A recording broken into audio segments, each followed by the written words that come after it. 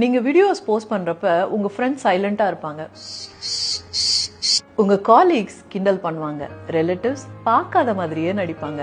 அவங்க உங்களை நோட்டீஸ் பண்ணாம இல்ல, நோட்டீஸ் பண்ணிட்டாங்க.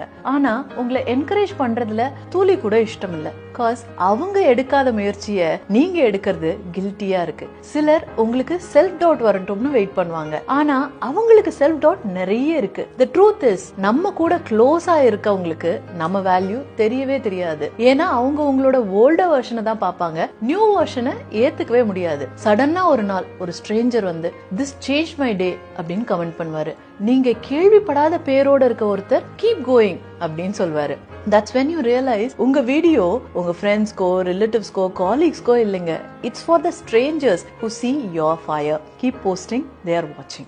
எண்ணம் தெளிவாக வை, நல்லா இருக்க, எண்ணம் உயர்வாக வை, நல்லா இருக்க போற, வாழும் காலம் எல்லாம் எனக்கு நல்லதே நடக்கும். மரியா